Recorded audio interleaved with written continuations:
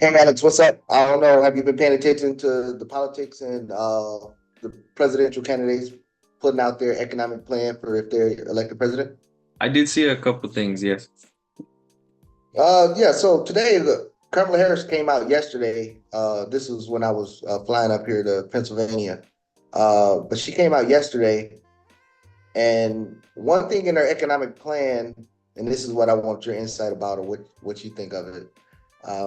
She has providing up to $25,000 in down payment support for more than 1 million first-time home buyers. So what she's saying is for first-time home buyers, she's willing to assist them so they can afford the down payment and up to 200, I mean, $25,000 to get them to achieve their American dream of home ownership. So what's your thoughts on that? Wow. So that's a potential, what, like $250 billion? If my math is right, 25 billion. Yeah, So yeah, somewhere in there. I mean, correct me if I'm wrong, but wouldn't that just create more unaffordable housing because prices will Uh, go up if there's that influx of money? Yeah, so to your first question, yes, that is $25 billion. It's Okay. $25 billion. The second question is, I don't, I don't consider housing unaffordable, but it will raise the price of all properties. If this, let's say she get elected Yeah. and then she bring this to fruition, it would bring the prices of housing up at least $25,000, at Yeah. least 25,000. I'm not saying it's unaffordable. I'm saying what the media is saying. They're already calling it unaffordable. I don't see how this is going to do it any justice in their eyes. So, yeah, and I mean, imagine, so if it's $25 billion, we know these people are going to be paying 3 to 5% down. So that's going to be purchasing how much in loans, So if $25 billion is 5%, I don't even want to do the math on that. But so 25,000. You keep saying 25 billion, 25,000. yeah, but I'm saying for a million people, right? So Right, let's say right, it right. goes out. Let's say I know it's up to 25,000, but let's say it goes up to 25,000 by a million people. That's $25 billion, and then that's 5% of however much money. Because we know those people aren't going to be putting higher than 3 to 5% down. So, Right. I mean, how much real estate can that really purchase? But yeah, I would. That's going to create higher prices in the market. So that's what I'm. That's what I would expect to come out of that. Right. And I think the ploy is, and again, politics, no matter what side of the aisle it is, if you don't understand the economy, then you're just a sucker for a vote. So as you just stated, a $25,000 down payment from government assistance will raise the prices of assets, or the people who already have the assets, it will raise the value that they're selling it for automatically off the jump. That's just what it is. But the thing is for her, from political landscape of it, is people don't understand that. People just looking like, oh, I can get assistance to buy a house. I'm voting for her so I can get assistance to buy a house. It sounds similar to, yeah, you vote for me, I'm gonna eliminate your student loans. Yeah. Could the government do a housing purchase plan or whatever to give people money, first time home buyer credits and all that other crap? Yeah, they can, but it doesn't solve the problem.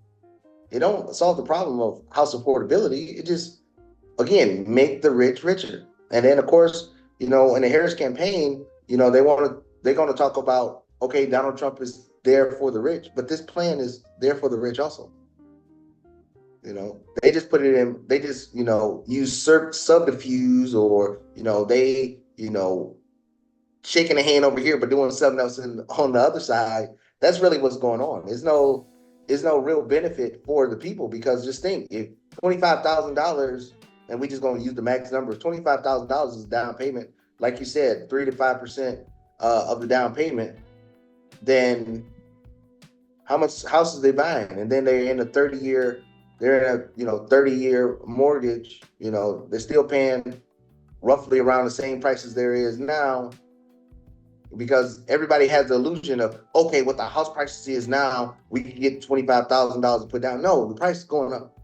Just like when interest rates drop down, the price went up. When demand rises, prices rise too.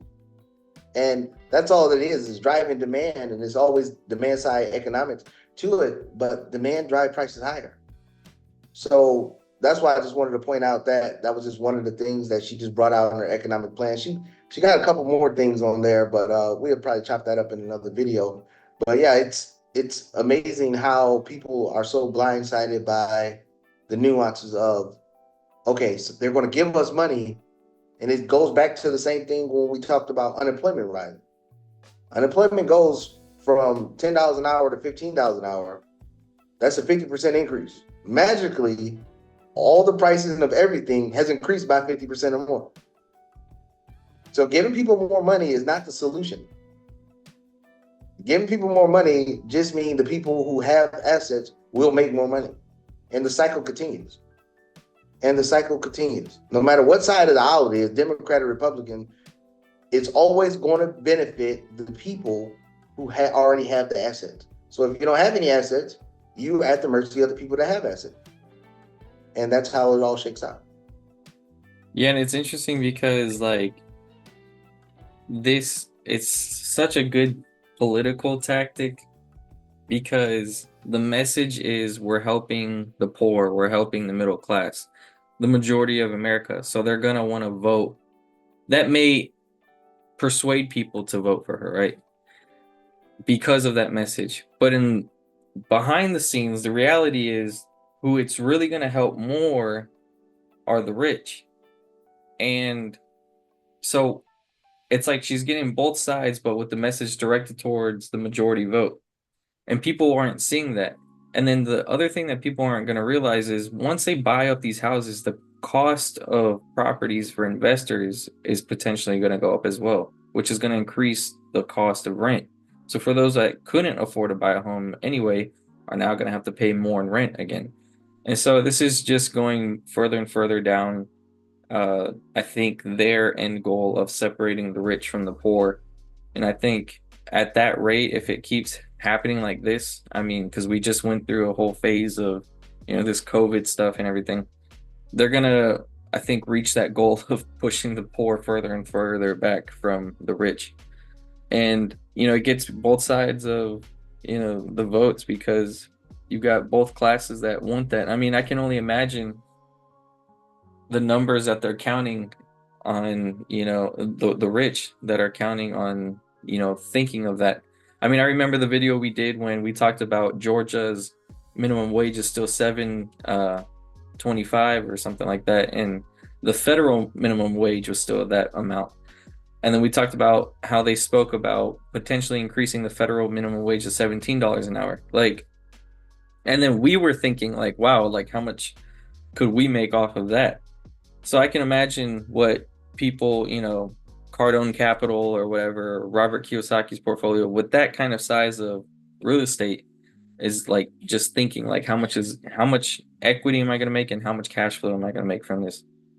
So And that's really what it comes down to. It comes down to the rich will get richer, the poor will get poorer. I mean, we have a good representation of that in Florida. We don't reach the $15 an hour minimum wage. We're at what, eight something, but now we're at $15 an hour minimum wage. We don't reach that 2026. Most of the people here, well, they're in Florida because I'm in Pennsylvania right now. They're in Florida.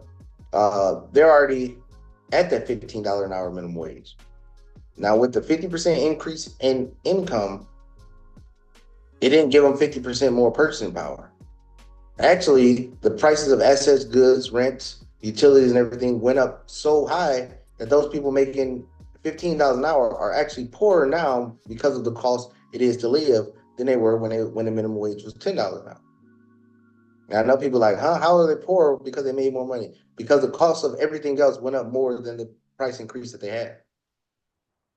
So COVID and I was telling people all the time that increasing the minimum wage is a bad idea. And then people, of course, the people that was, making minimum wage or a little bit above that, they pissed and moaned and was mad at me because I said it.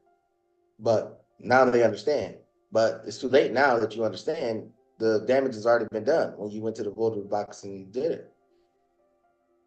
I mean, I'm talking from a place that I understand that I will benefit from it. So I should be sitting there, yeah, go ahead, $15 an hour minimum wage. But for the mass populace, they don't own assets, so it don't help them. It only hurts them.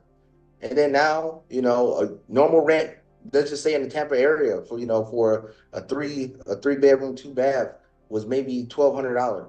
Now it's $2,800 a month. So again, the price of the minimum wage increase was a 50% increase, but the cost of living went up over 100%. So you lose. It's like you flip a coin. Head you lose, tails you lose. That's all it is.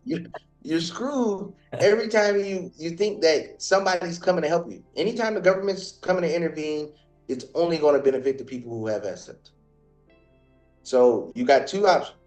You can keep going down this road and struggling, or you can find ways to accumulate assets so you can benefit from the government policies that's coming around.